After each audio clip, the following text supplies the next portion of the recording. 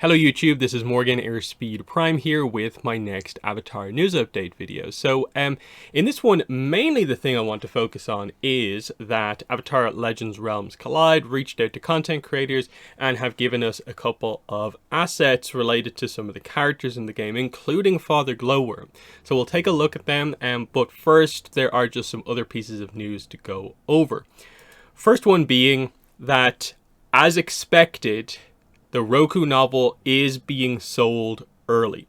Official release date is July 23rd, but some places are selling the book early. So we have a confirmation of someone getting it here. I believe this one came from Books A Million.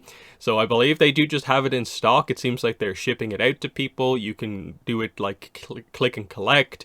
And I'm guessing some other bookstores will probably start to sell it early as well. It has happened with every single one of the novels. Someone somewhere has been able to get it early in some way, and the Roku novel is not any different. I'm pretty much it's pretty much guaranteed I probably will be waiting until full-on release date to get my coverage started, but we'll see what happens there. So just be aware, there might be some spoilers out, but I think most people have been pretty good in the past about this. Then, I Am Toph cover is now live. Penguin Random House and Edelweiss both put this up. Book is still out January 7th, 2025. Fourth I Am book after Aang, Zuko, Katara, and now Toph.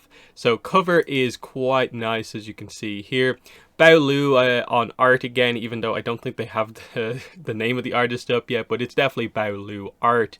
I really like it. It's definitely cool, and it'll be interesting to see this because her, obviously she's only introduced in book 2, so I'm interested to see how they do like the focus of her story. It'll feel like, I suppose, a little bit different than some of the other books in terms of the scenes that they depict here. So not the most important books, but glad that they have the cover up for this one, for sure.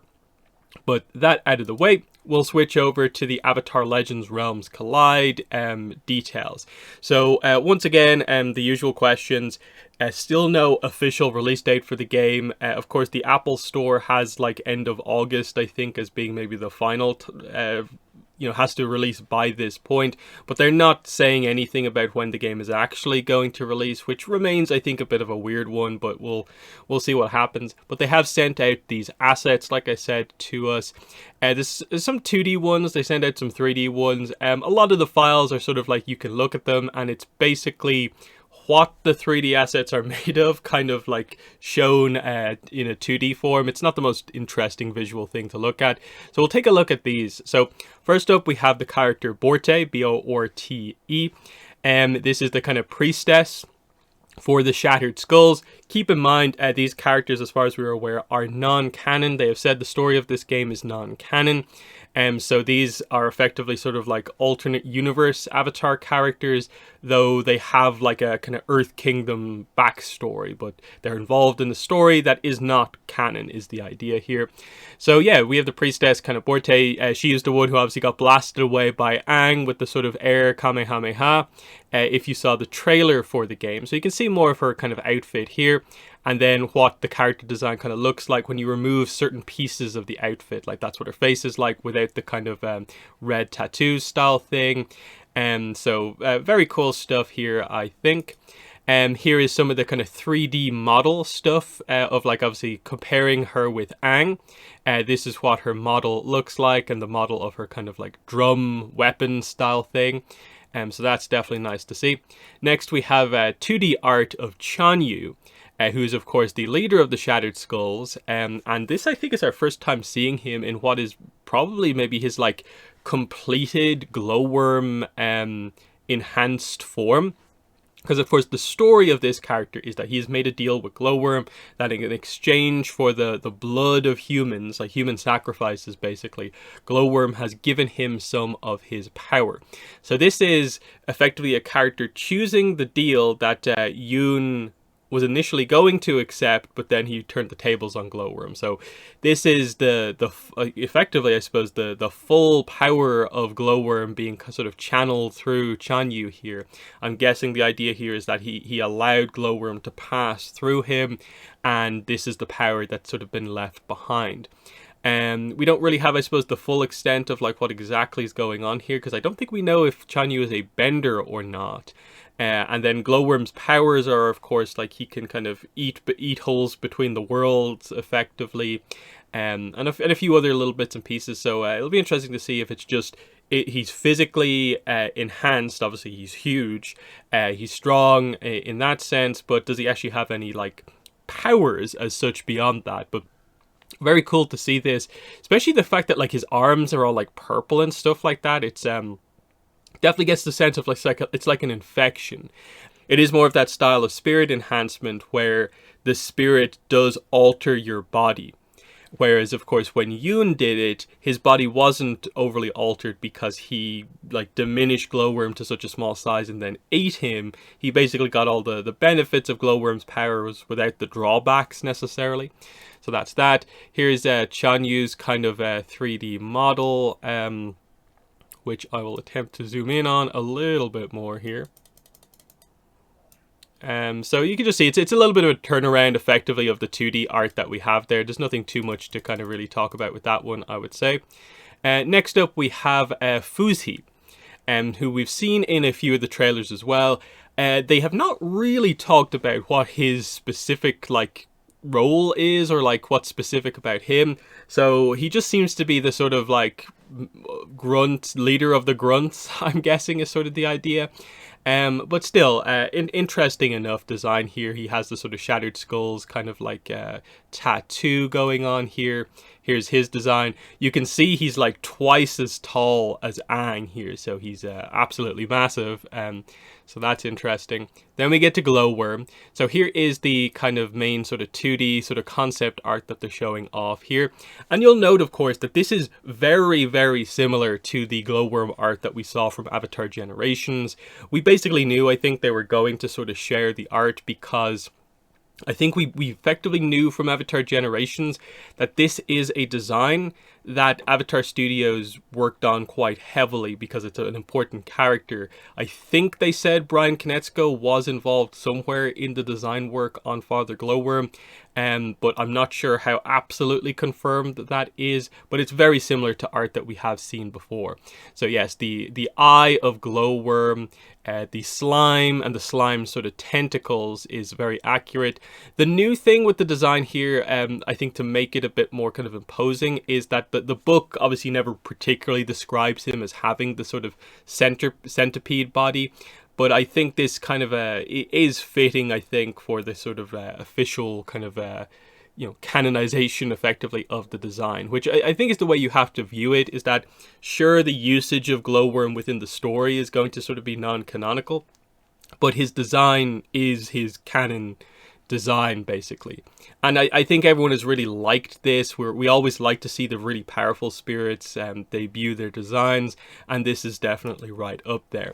Similarly, we have this image here which gives us a little bit of look at the sort of concept work for it. So you have the same image basically here. I think this one actually it might be the actual image from Avatar Generations specifically. But you can see here the concept in terms of how it sort of comes together overall, of like bits of him is designed based off specific animals and bugs. That's where the kind of shell kind of armor comes from. But then you can see here, this is a really fun little thing of just like, oh yeah, the green stuff here, yeah, for sure, it is slime. It's meant to be slime. Remember that it is slime. Remember how many sections of like kind of shell armor there are. Very, very cool to see the focus here with Glowworm. And especially because even though the story is non-canon, it's still a massive threat that, okay, we have theoretically multiple avatars to deal with Glowworm. But Glowworm plus a spirit-enhanced character and an army, Shattered Skulls, how do you defeat that? Like, that is going to be the really interesting thing to see how they go about doing the story, characterization especially, boss fight, theoretically, that sort of thing. Last character we have here is Morong, who I believe they've said previously is Changyu's brother. And I guess while Chanyu is the actual leader, they describe him as being sort of like the chief kind of type thing. So that's interesting. Obviously, unique weapon. Love the armor. I think is quite cool. I actually really like the design here. It's different, but also he's another kind of pretty large character here.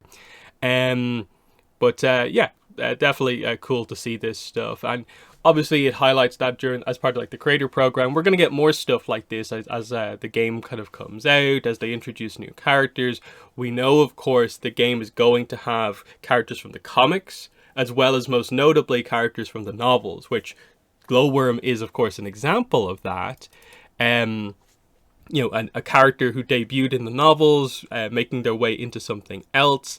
We basically know other characters are going to make their appearance as well. So for sure, we would assume a lot of the characters who appeared in Avatar Generations, a lot of the Kyoshi cast that we have already, I'm assuming will come over here. Not confirmed. They haven't confirmed who these characters are, but the door is definitely open for the other Kyoshi characters, probably Yang Chen characters. The Roku novel is out, of course, later on in the month.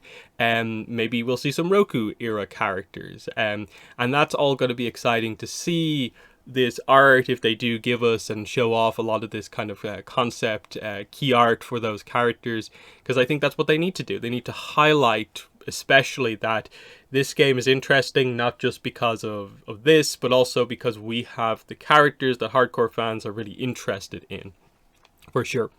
So, yeah, we await the bigger news for Avatar Legends Realms Collide in terms of when it's coming out. I do think that remains a very valid frustration about the fact that they're talking a lot about stuff, they're showing off a lot of trailers, but the fact that there's no clear release date is a problem. This long after we found out about it, the fact that they are showing off as much as they are, why is there no release date? What's actually going on?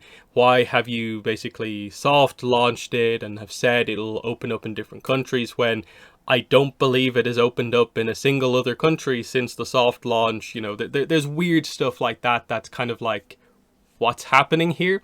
But you know, there's still interest here. A new Avatar game is always going to be interesting to a certain degree. We'll see how good it is when it actually launches, obviously. But yeah, that's been the news. So let me know in the comments what your thoughts are on the Roku novel once again being sold early. I Am Toph cover, and then some of this concept art for the Realms Collide characters. But yes, let me know what your thoughts are in the comments. But that's been the video. Thanks for watching, and bye.